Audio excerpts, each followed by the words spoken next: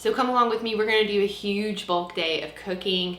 I'm just taking today, probably a little bit of tomorrow since I got a late jump, to make as much food as possible because I'm gonna be stocking up my freezer for homeschool co-op days and sports days, all the things that are like revving up for spring. What I never could have guessed after doing this big batch weekend of food is that I actually came up on a season of going to 3 funerals in 3 weeks. It was just a really hard time. And grief, it's just kind of like walking through mud. It's so hard. And I was very grateful that the Lord had just led me to do this batch weekend because in my time of need, when I just really did not feel like cooking, I was able to pull some meals out of the freezer, feed my family some healthy, nutritious food, and kind of just not get through the season, because I don't know that you get through grief, but it did make it a little bit more bearable to not have the weight of also cooking a ton in that season. So all that to say that I think that having some food in the freezer is a little bit like an insurance policy of some sort, or like a savings account for our money. It's just really handy to have. I'm going to tell you in this video some things that I wish I had done, things I learned along the way. I'm even going to tell you which recipes I made that honestly I wouldn't make again, and which recipes were definitely like here to stay, going to make those time and time again. So going to link all that on my website at girlteachme.com for you. I really feel like some of the things I'm going to share today can really save you some time and some money, and ultimately just make the whole process a little bit easier for you, help you find some good recipes for your next meal. I'm going to start off with bagels and just have those ready to go. But my name is Lana. This is Girl Teach Me. I am a mom to 5 kids, 10 and down. I homeschool. And just this whole channel is just to help you on the journey of motherhood, help you be a more intentional mom. So I hope you'll stay and hit subscribe, and let's get going. I did a double batch of this bagel dough right here. I am going to start rolling it out and poking the holes for all of that. I have so much food just laid out right here, ready to go. I'm also not an incredibly organized person. I'm actually a very like go with the flow person. Type B, type C, whatever it's called. But I quickly realized that this was kind of an organizational nightmare unless I took some time to plan. So I laid out all of my recipes and have all of my ingredients right here, and I went shopping at Costco and Trader Joe's, and it actually felt really good to be organized. It feels good to be organized, it's just not my natural bent. All right, taking this list into Costco, I have all the things that I'm going to make over here. Color coded. Y'all, I am not this organized, but I'm really glad I did take the time to do this. These are the things I'm going to look for when I'm in Costco. I think the rest I'm going to try to either get at Trader Joe's. Oh, there's another sheet and then another smaller sheet behind that. But I think I'm going to get some things at Trader Joe's, and then I'm probably going to go to another grocery store for some things. Like right up here, poblano peppers. Don't think that's going to be at Trader Joe's or Costco. It actually felt really good to be organized. It feels good to be organized. It's just not my natural bent. So going to be making some soups, some meat marinades, things like that, some breads, some breakfast. So let's get going. All right, we're gonna add just a little bit of oil to keep it from sticking. And then I am going to weigh out all of this dough, and then I'm just gonna cut it up into like a little bit of a rectangle. And this is these are sourdough bagels from the Artisan Sourdough Cookbook. Such a good cookbook, such a handy little cookbook. So I'm going for 115 grams on this, and I'll just keep whittling off. That way it helps it all be the same, all the bagels to be the same size. So a little kitchen scale is super nice. Just gonna roll them like this, set it on here for right now for it to rest, and I'm gonna keep doing this on all of them. And I don't get it exactly perfect, but close enough where they're kind of uniform. And I used to think that women who did sourdough had like some kind of secret powers, but that's not true. I mean, it's really not that hard. I feel like this cookbook right here, Artisan Sourdough, I can't recommend it enough, but she gives you nice laid out pictures, makes it a little more accessible, makes it a little easier. I've been looking forward to this day, but a little bit more work getting stuff together than I realized, but totally worth it. I think it's going to be loving on my future self. And I'm just turning it over like this so they're nice and soft like that, tucking it, and then just setting it down to rest, letting that gluten relax so they'll be a bit more pliable. For this, I used King Arthur bread flour. I have a grinder and I am out of grains, but that is definitely a goal next month, is order some more grains so I can get back to milling my own flour, because it's definitely a way more nutritious route to go.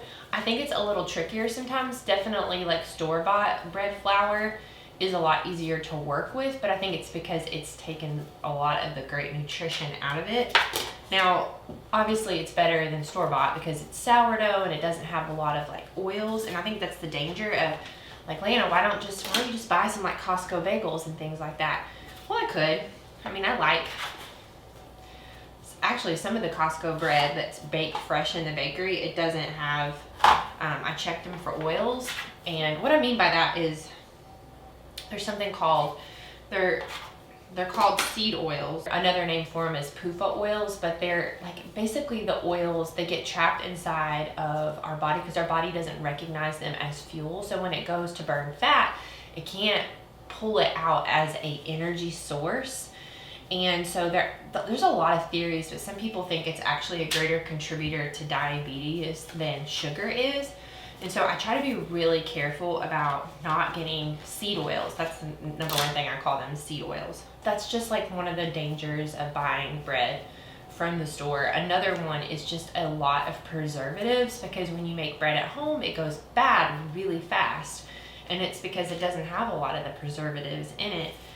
But I just think, you know, it's just a little bit over time, And so I like to say that even bad bread made at home is just as tasty, if not way tastier than the bread at the store, and almost always way more nutritious. So I think it's also just texturally therapeutic, kind of like kids playing with Play-Doh. I think there's something to putting your hands to work that's really, really nice that I enjoy. So just turning it like this, turning. And these will freeze beautifully. They will freeze really good. I haven't completely decided if I'm just gonna freeze them as they are and then just, you know, pull them out and do them with cream cheese, or if I'm gonna make them into some kind of breakfast sandwich to go. I think when Matt and I were first married, that would have been great to have a lot of breakfast sandwiches to go because we were eating on the go a lot. But being home, honestly, we eat at home a lot. So I think it could be handy to have them to go, but usually I'm just pulling stuff out for us to eat here, and we usually eat breakfast here. There's rarely like a really tight turnaround in the morning. We try to be at home in the morning because it's just stressful getting that many people out the door. We'll see. To think through that a little bit. And I've got just a little bit left, so this is going to be a mini one. So I had doubled that recipe, so I've got about 16 bagels. Each batch was like 8 bagels. I kind of wish I had done more, but when I mixed up the dough last night, it was already really late and I was so tired. So I'm gonna wet a towel, drape it over the top. So I've wrung it out pretty good, and I'm just gonna drape it over the top just so they don't dry out very much. Okay, so I started some bone broth last night in my Instant Pot, and it's ready. It's just 3 cycles on the soup setting, so I'm gonna get that out. I'm gonna strain that because I'm gonna make a lot of soups that I need bone broth, and then I'm gonna start some more bone broth.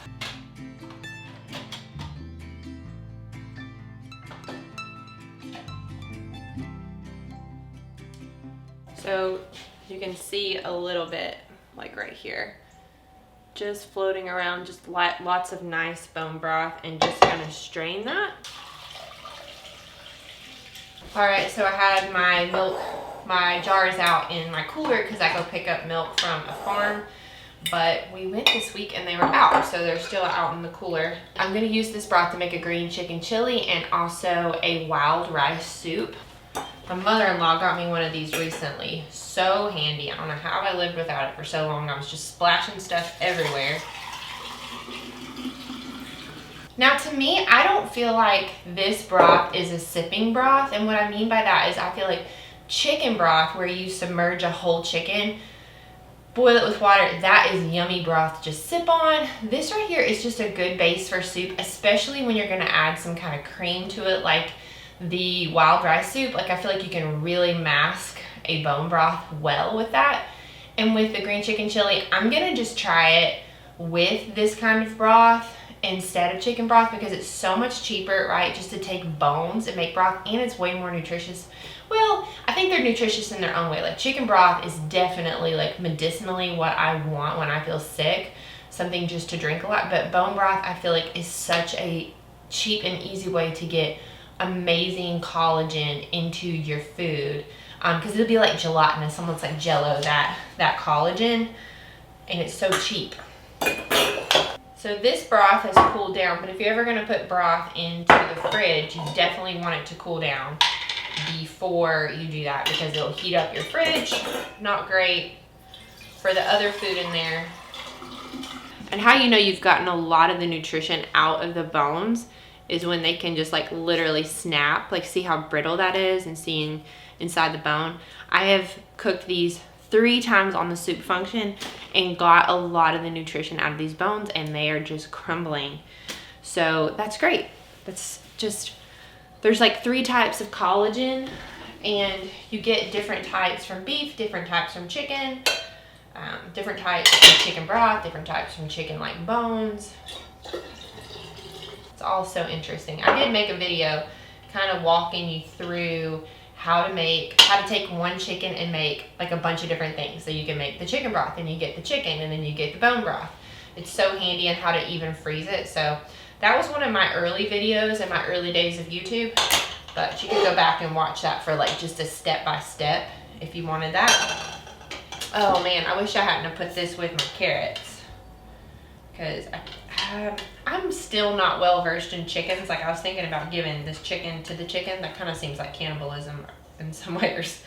I don't know. I see people do stuff like that, but I really wanted to give these carrots to the chickens, but I think there's too many bones in there, and I don't know how that works with chickens. I mean, I would think little bones would like choke them. I don't know. Tell me down in the comments if you know how to feed chickens and what you do with your bones.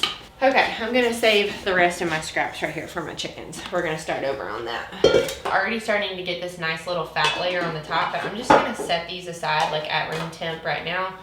I might freeze them in super cubes later. We'll just have to see. Okay, and I'm gonna start another round of bone broth. So this is an example of what they're gonna look like frozen in super cubes, but I think I can't decide if I'm gonna go ahead and just put the broth separate for like a dump situation into a crock pot, or if I'm gonna go ahead and make a soup.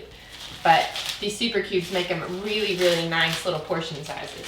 So anytime I bake a chicken, I always save the bones. Anytime we do wings, I save the bones.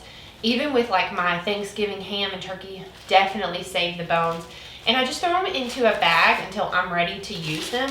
And so I have no idea how long these have been in there. And I'll even blend like beef and chicken bones. I don't really care. I'm just making bone broth. This is how much bones I have, and I'm just gonna simply make sure they're submerged. And I like to try to use better quality water when I'm doing this. Sometimes I just use the tap water, but I think my Berkey's filled up, so I'm gonna use that water. Got the bones submerged. I'm gonna set it to sealing, and then there's a soup broth function. I'm gonna hit that for 120. And when that gets done, I'm gonna start it again. And when that gets done, I'm gonna start it again. And then the great thing is it just sets it to warm. So it's getting going right now, but when it's done, it'll just click to warm. And so sometimes it can just stay warm all night until I'm ready to deal with it. If I don't have time to deal with it, I just click warm again, and it'll keep it warm for 12 hours. So that's why it's kind of no fuss, which is really nice. Okay, so the bagels have been sitting for like 10 or 15 minutes just resting while I did the broth. So next I'm gonna go through and I'm gonna poke a hole about the size of a walnut in the middle and just open it up like this, kind of like that. Stretching it, but not stretching it so much that it breaks. And that's why it's important to let it rest, because it needs to have enough give. Okay, so I've opened it up, and then it's gonna kind of go back. Like it's gonna, you know, it feels like that's too much, but then it goes back. So I'm gonna set it there, and then it's gonna rest, and already it's like, ooh, it wants to come back. But I love doing these with sourdough because I feel like it just, anything with sourdough just does not hurt my belly. Like, I don't think that normal bread from the store hurts my belly all the time, but sometimes it does. And I just feel like, you know, obviously the good, helpful probiotic bacteria, however you want to say it, in sourdough, it's almost like it's pre-digested, and it comes with the stuff that helps to digest it, so that's really nice. So, fun story, I got rid of my smartphone in June, so right now it's January, and so I've been using a light phone. It's charging over here, but I lost it because there's no way you can like ping yourself and find where your phone is, which, gosh, when you're a mom, right? I mean, how many times do we lose our phone? You know, just all over the house. So that was one of my husband's hesitations with me getting a phone that wasn't a smartphone. He's like, Lana, you're gonna lose it. Such a crazy story. So it was Christmas Eve, and I knew that was the last time I had seen it. I could trace my steps back to Christmas Eve. I was like, I know I had it last Christmas Eve. But the problem was, I was wrapping last minute gifts, and then we had Christmas, and then the day after Christmas we went out of town to see family, like, you know, in Tennessee, so it's about an 8-hour drive here from North Carolina, and I didn't have my phone the whole time, which my husband was kind of frustrated with me about that, which I don't blame him, you know. It puts extra stress on him when he's the only person that has like a phone. But we could not find it. I looked and looked and looked, we had to get out the door. So left for the trip, didn't have my phone, which I felt okay about because, you know, everybody's on break. I've already started to detach myself a little bit. I haven't been on Instagram. I might need to get another cookie sheet for this. Parchment paper from Amazon. It's probably bleached. I would have liked to have got one that's unbleached. I think I wanted one to wrap bread really pretty for gifts and things like that, so I went with this one. But next time, obviously be better to not have bleach in your bagels, right? But so I'm gonna move some of these over. But so yeah, I had already detached a little bit, not being on Instagram and just having, you know, not having a smartphone. It's not as easy to communicate. The light phone is certainly not perfect. I have a video where I talk about switching over and how I quit the smartphone, and I talk about how it's a little bit cryptic when I text. It's not perfect. I do miss my smartphone in a lot of ways, but I don't miss. I've honestly kind of switched from like FOMO to JOMO. Have you heard of JOMO? Joy of missing out. So it's been nice. I've almost like been living like this cloistered life without a phone, but then, you know, I come back from visiting family. It's January, and I'm like, I still don't have a phone. And I really felt like I didn't want anybody, you know, in my day-to-day life to think that I didn't care about them. So I was really bothered. I was like, I've got to find my phone. And I looked high and low, and I kind of probably shouldn't, but pride myself on being a hound dog that I can find almost anything in my home. I'm like, it's lost, I got it. I mean, I'm home all the time, so I can probably find it. I could not find my phone, y'all. Could not find it anywhere, and it was causing a little bit of frustrations in my marriage, to be honest, because he's like, that was like what he was afraid of, right? That I would lose my phone. And I didn't want to buy another phone. The light phone, they're coming out with a new one in, I think, May, and I'd really like to get that one because it has a really cool camera. It almost looks like retro film photos. Looks really cool. I'd love to get that one. So I really didn't want to buy another one, and I don't want to go back to a smartphone. So one of my friends was like, just get a Gab phone. I'm like, I don't know. But last day I had set like a deadline, like if I don't find it by Sunday, we are going to get a new phone. I just cannot go on this way. I really need a phone. Okay, so I'm gonna show you what they look like. They're kind of going back, but they need to rest again. So I am going to cover them again. This towel is still pretty wet, so I think I'm gonna move it over here. Okay, so they're gonna rest another 10 to 15 minutes before we start to boil them. But I'm gonna go ahead and get that water going. I had already filled up that water. I have my coffee here. Probably need to reheat my coffee. I know a microwave is not very good for you, but my microwave came built into my kitchen, and I know some people pull it out and it looks awkward, but it is so darn convenient. Have you guys gotten rid of your microwave? Do you do a toaster oven instead? What do you do about your coffee? You just drink it cold? I did quit coffee like a year or so ago, and then I had another baby, and so here I am drinking coffee again. Sometimes I feel like I should take down those videos, like I quit coffee for 100 days, I quit coffee for 40 days. I did feel so good. I want to get back there. And maybe those videos can be helpful for somebody who really is trying to quit coffee, because I was off of it, gosh, almost a year. And then, you know, it's just like, whew, like not sleeping at night, all the things. So I guess I'm back on the caffeinated drug. Okay, so I think the next thing I'm gonna do is I'm gonna get some pork loin going in a crock pot. I asked to borrow my neighbor's crock pot. I don't think she's seen it. I wanted to put one in one crock pot and one in another, but I'm just gonna settle for half the pork loin in one crock pot, and I think I'm gonna cook it on low. I think they're so thick and so big. I might just cook it on low until tomorrow and then shred it tomorrow to make shredded barbecue that I'm gonna freeze. All right.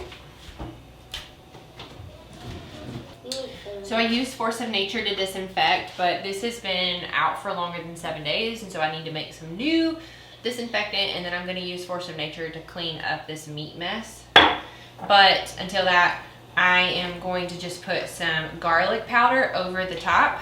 Can I help you? Yeah, you can. Can you get me the salt? Yeah, where's the salt? It's over there. And I'm gonna lay just a couple of onions that I've already cut on the inside, but when I go to take it out to shred it, I think I'm gonna remove the onions. I just want to put it in there to give it a little bit of flavor. Can I put the salt in? Yeah, you can put the salt in. Mm-hmm. This much? Yeah, just sprinkle it over the top. There you go. I'm just set these in here. Just be careful because it's hot. If you need me salt, it's right there. Okay. It's right there, so you don't have to go back and forth. Okay. Can you tie it? Yeah. I'm just throwing some salt on top, and then we're gonna do like a cup of water at the bottom. And then I'm just gonna cook it low, like overnight. I haven't really cooked it low overnight before, so we're gonna see. I just normally start this early in the morning, but like I said, it's already 1, and I don't want the meat to not be done. So I'll keep you posted how it turns out. Okay, Force of Nature is pretty cool. You just fill it up to the line, and then Nola's gonna add just like a capsule of this stuff in. Put it in. Okay, so I'm gonna zest a lemon while I'm waiting for the Force of Nature to finish, the water to start boiling for bagels. 1 second. And can you do this? Hold on, let me show them. So I need the zest for a separate recipe, but I'm gonna make some avocado mayo, and I need the lemon juice for that. So before I go ahead and squeeze the juice out, I'm gonna go ahead and save the zest for that next recipe. And when you zest, you really wanna make sure you only do like 1, maybe 2 swipes in each area, because once you get down to that white part, it's more bitter. Kind of reminds me of like a watermelon, and then once you get down to the rind, it doesn't have as much of the sweetness. Yeah, I'll let you do the second lemon. So I'm just going around and looking for the peel, and then not going too deep where I pick up that white part, because that's not very good. You're gonna squeeze lemon. Yeah, and then you're gonna squeeze them. And this zester contraption, I had got this at a cooking class one time in Charleston with my mom, but it's kind of nice because it captures all the zest in the backside. You don't have to have this. A little Ziploc baggie, because I don't know. Yeah, you want to do it? Because I don't know if we're going to get to that second part of that recipe today or tomorrow.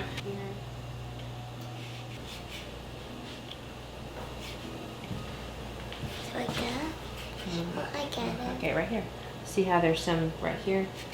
Okay, so I'm going to add about a tablespoon of honey to the boiling pot that I'm going to be using for the bagels. All right, so we're going to drop it in. And starting to float. We're going to do 3 at one time, about 30 seconds on each side. And then just going to flip it. this will burn you. So they're definitely not as beautiful as they would be from the bagel shop, but they're definitely as good. Okay, to finish up the story about my phone while I'm flipping bagels, just flipping them every 30 seconds. So I drop them in, they float to the top, and then I flip them every 30 seconds. So the story was I went about a month without my phone, and when I just kind of drew a line in the sand, I was like, okay, when it comes to this Sunday, if I don't find my phone by that day, I'm gonna go buy another one. Well, what happened was that same weekend, my boys just really wanted to go to the presidential inauguration. We have been studying like presidents and all the things, and they asked my husband, like, can we go to the inauguration? Because we live about 5 hours from DC.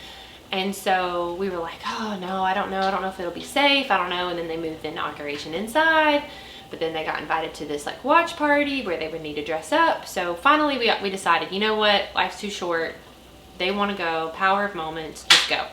So they go, and when they get there, they send me a photo on inauguration day of my phone in DC, and I'm very confused. Like, how did my phone get in DC? Oh, this part always burns me because of the steam.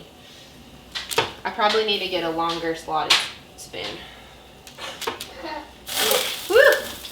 That's the water. Yeah. Do you want to bring me the other bagels over here? Okay, so I'm going to set these aside, and then we're going to bake them in just a minute. My phone got in DC because it had gotten tucked inside my husband's dress coat.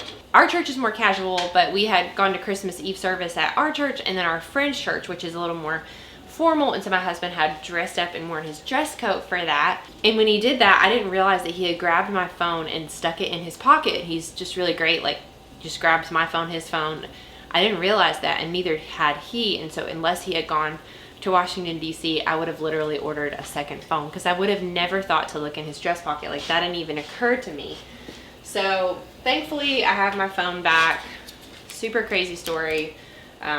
I was not irresponsible. It just got put in a crazy place that I would have never looked. Do you want to drop these in? Just drop it. Don't let it burn you. See how it kind of pops? So I feel like I learned so much in a month without my phone. I definitely felt like I was living the cloistered life. I did miss my friends, and I even drove around town without my phone. Just realized people used to do that all the time, and I know it feels so unsafe, and I guess in some ways it is, but give it just 10 more seconds. But I think I realized that there's almost this like false feeling of safety that having our phone all the time gives us, when really, yeah, I don't know how necessary it is. So you can kind of see the difference between the boiled bagel and the doughy bagel. All right, while she is helping me with bagels, I'm gonna start making some mayo that I'm also gonna use to make a ranch dressing that I'm then gonna use to marinate some ranch chicken. So I'm gonna make 2 batches of this, so it's a lot of avocado oil. Okay, right here, and So this one is Dijon mustard. I don't know how much that's gonna change the taste of this mayo, but it is what it is. Okay, so here's what worked. I forgot to do the egg first. I just added them all together and tried the immersion blender. That didn't work. And so what I did after that, I've got to go get the baby in a second, was in a separate jar, I just did another egg, got it where it said it's supposed to be white and creamy. It never got to the white and creamy stage, but it looked like it was creamier. So then I just started adding the other one, kind of like the oil, and it did set up nice and creamy. So that's great. This is just 1 batch of avocado mayo. I think I need 2 batches, but I'm gonna have to pause right here. There's 11 minutes left on the bagels. I need to mix together some dough because my starter looks like it's falling. And I'm hoping to just go take a walking break with my friend and her kids at the park. I really don't think I should probably be doing this on a big bulk day, but because I'm spreading it out over 2 days, my husband's actually asleep in the bed, sick, I think. He came home from this event at church this morning, and he's like, I just feel like I do not feel good. So I think I'm just having to be realistic that we're probably gonna have to spread the situation over 2 days. So I'm going to cover this, put this in the fridge, go nurse the baby, get the bagels out of the oven, hopefully get my dough going, and then I'm gonna pause and go to the park. So this is how the bagels are looking good so far. And these are hamburger buns. I made 5 batches of this recipe. Really, this recipe can be dinner rolls or hamburger buns. It can be a lot of things. It's kind of a catch all kind of recipe dough that you can keep in the fridge and then pull out, which I thought was just like, wow, that's a really functional recipe that can go in a bunch of different ways. And so I felt like it would be best, if I had some shredded pork, to just be able to pull some buns out of the freezer. My mother in law uses this recipe all the time, and she is definitely a more precise sourdough gal. It's funny how I feel like bread kind of takes on the personality of the person who makes it, kind of like the dogs look like the owners in 101 Dalmatians. It's kind of funny. I think there's so many different ways to do sourdough. But one thing she did tell me is on this recipe, just use the mixer to bring it together, but don't necessarily need it in the mixer unless you have a heavy duty mixer. It can burn up the motor. So that's what I did, and I just did some kneading by hand. And then one thing that I kind of learned through this whole batch process is kids still have to eat. And so I'm just mixing up some yogurt bowls right here to keep them fed, but it's kind of hard to switch gears and do a big batch of food while simultaneously trying to feed kids food. Not my favorite, but one thing that happened was that my husband got really sick while I was doing this. So I kind of had counted on having more of his help than I did, but it's totally fine. I just made do. It was pretty crazy how dirty my kitchen got through this process. But also, I'm making so many meals for so many people that I can't say that it got that much more dirty than it normally did. It was just weird to not really go to bed with it that clean because I'm like, okay, I'm going to get up tomorrow and just do it again. And so I kind of had to just be okay with it being pretty crazy for a couple of days, but it really did pay off. I think another thing that I could have done better through this whole batch process is I kind of bit off more than I could chew. Like, I probably chose way too many recipes. And another thing I think I learned was that if I'm going to include making bread in my bulk cooking, that one day is going to be all about getting the dough done. One day will be like baking, and then I will do a lot of the cooking, a lot of the chopping of the veggies, stuff like that. I think I was trying to intermix too many things at one time. But, just getting started, you just are never going to learn things unless you just go. So I'm really glad that I just did it. And then I find that I don't use my food processor all that much because truthfully the blade is so sharp. But it was really great just knowing, okay, I am going to use this food processor so many times. Let's get it out. Let's really blend up these onions. I blended up carrots and celery. For soups, you're going to see me cut butter, cut mozzarella cheese, all with the food processor. And each time I just kind of like sprayed off the blade. I washed it definitely, when it came to switching gears with butter. But when I was just chopping all these veggies, it was so handy to really get them finely chopped and just run them through the food processor. This wild chicken and rice soup is phenomenal. I'm linking all the recipes that I can down below. It's a really great recipe. It's not my recipe. In fact, I barely used any of my own recipes in this batch cooking day. I really wanted to kind of explore and try some new things. This is a really wonderful recipe. One thing I found too was the soup was so much better with finely chopped veggies. I normally don't chop my veggies this finely for a soup because I'm doing it by hand, but I want to keep doing it like this in the future because I feel like you got so many more flavors in each bite when all the veggies were just shredded so finely. A great base for so many soups is something called mirepoix. It is onions, celery, and carrots. And that is true for like a chicken noodle soup, but also just a ton of soups. If you can just do that combination of those three veggies sauteed with broth, really it opens up a ton of different soup options. So this one is really similar to chicken noodle soup, but the wild rice just adds so much to it. And then also the cream.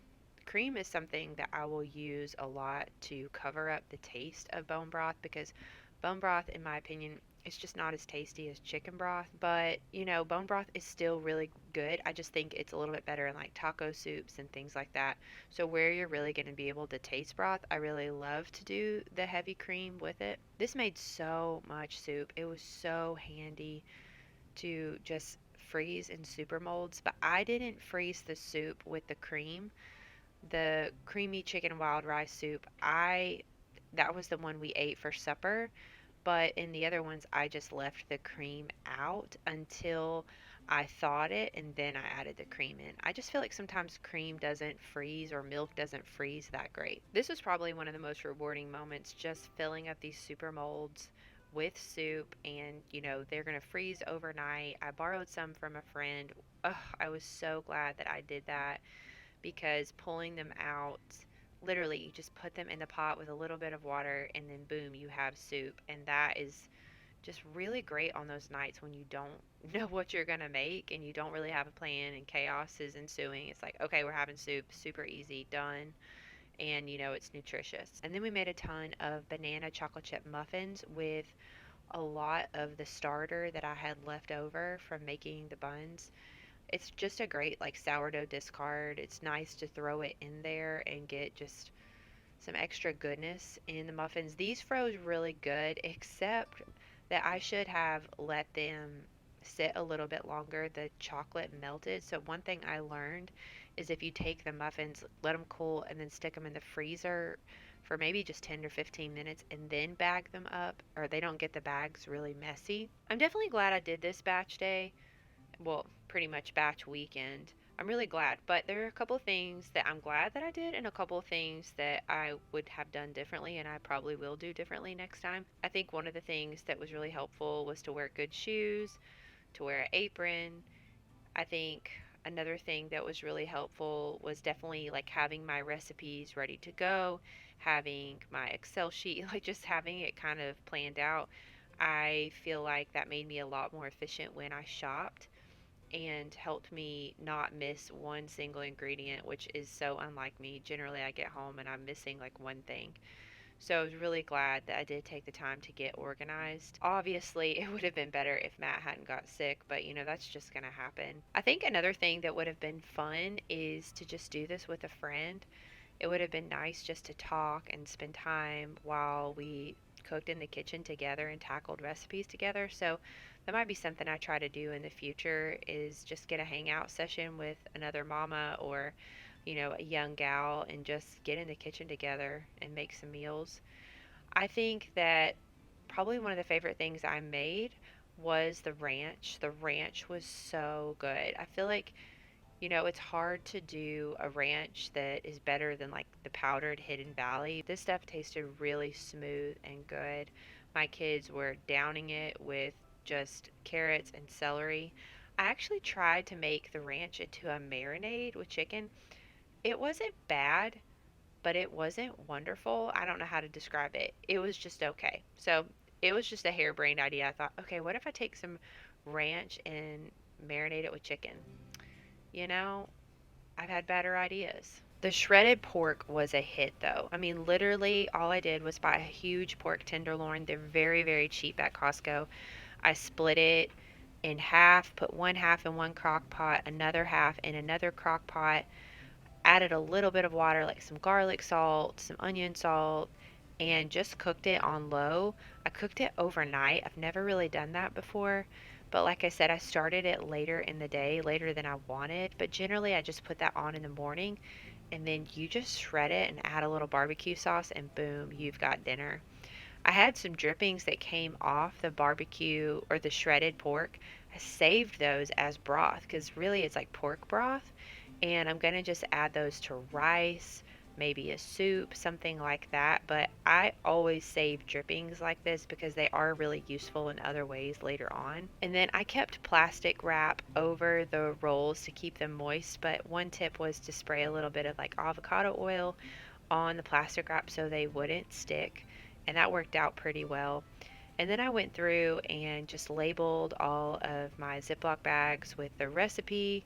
Well, not the whole recipe, but what the recipe was called, if there was like any extra instructions. For instance, the chicken and wild rice soup, you needed to add like a cup of heavy cream later on or something to thicken it with. But I tried to write as much as I could on there, it's, especially in case I dropped some of these items off with somebody else, which I did. And that just helped me because I may not remember what the extra instructions were and I didn't want to have to go sift through the recipes. So I think adding as much as you can on that Ziploc bag is very, very helpful. And then I started on green chicken chili, and I was tired by this point, but I knew that it was super important that I wear a Ziploc bag on my hand cutting this poblano peppers. They're in the pepper jalapeno family, and if you've ever cut a jalapeno without a Ziploc on your hand, that stuff will light you up. Not immediately, but later. And even though poblano peppers are not that spicy, it still burns up my hand. So I just tuck my hand inside of a Ziploc bag, and that makes such a difference. I baked my buns just a little bit long, but these still tasted great. I just warmed them back up in the oven, covered up with some foil on the nights that we needed just a quick dinner with the shredded pork, and they didn't get too crispy. And the food processor, again, just came in clutch, chopping up the peppers so finely. One really big bummer when I was making the soup is that I left one whole mason jar on the counter overnight. That was devastating to me because that was so much wasted food. I ended up feeding it to my chickens, which was a small consolation that at least I'll get the benefit of better eggs at some point, but that was really sad. And it was really funny because there's actually a lot of Reddit threads of like, oh no, I left this on the counter overnight. Can I still eat it? So I decided to play it safe because just food sickness, food poisoning's never fun. And then I started on a sourdough starter pie crust. I'm not sure how I feel about it. I feel like it was a little bit crispy. I think I like pie crust better without sourdough starter, but I really love a good quiche. I feel like those are some of my favorite things to have for breakfast, so I was glad to give this a try. It wasn't terrible, but I just think I've had better recipes. And what's nice about these is you can freeze them in like a whole disc, but I like to freeze them for a little while and then roll them out. And then also, when I was at Costco and looking at the mozzarella cheese to make lasagnas, I noticed there was a ton of extra ingredients in the shredded mozzarella, so I just opted to get my own mozzarella like block and tear it apart and shred it myself in the food processor. One handy tip for this was just actually freezing the mozzarella a little while so that it was just easier to shred. But goodness, I got so much more mozzarella than I would have for that price, and I didn't have the extra bad ingredients in there.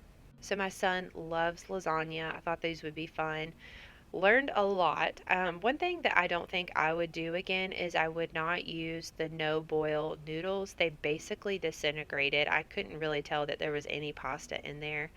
Also, I think I made my layers way too thick. Like this lasagna just definitely needed more pasta in it. And yeah, it ended up kind of being a soupy mess. But you know what? It still fed us on those nights when everything was chaos.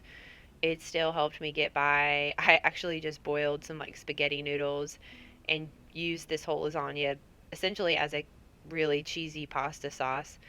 But I had never made frozen lasagnas before. And I know that Costco has frozen lasagnas that you can buy and they're a good price, but I really wanted to try to have as clean ingredients as I could without lots of preservatives. So I'm glad that I tried it myself. I just think I will probably try a different recipe. I probably won't even list this one because it's not even worth listing. But like I said, I think that, there's noodles that you have to boil first. In my opinion, those probably have better gluten content and don't disintegrate as easily, and these definitely disintegrated. The last step was just bagging everything up, getting it stored away in the freezer. The green chicken chili was the last thing that I needed to pop out of the super cube mold. Stacking the super molds inside of the Ziploc bag was so rewarding. I mean, they just measured everything just perfectly that it just fits in like a thin block. I mean, some women even freeze freezer meals almost like a file folder, but it's nice because it can stand up in a little tote bag in the freezer perfectly to save space. So thanks for doing a batch weekend with me. I think that I'll be doing these probably every other month or so just because it was just invaluable, so handy, especially, for busy baseball seasons. So maybe this will be just something that I continue on YouTube. Tell me if you have any favorite recipes that you love to batch with, any of your batching tips. I would love to hear it down below, and I'll see you again in the next video. It won't always be blue skies ahead.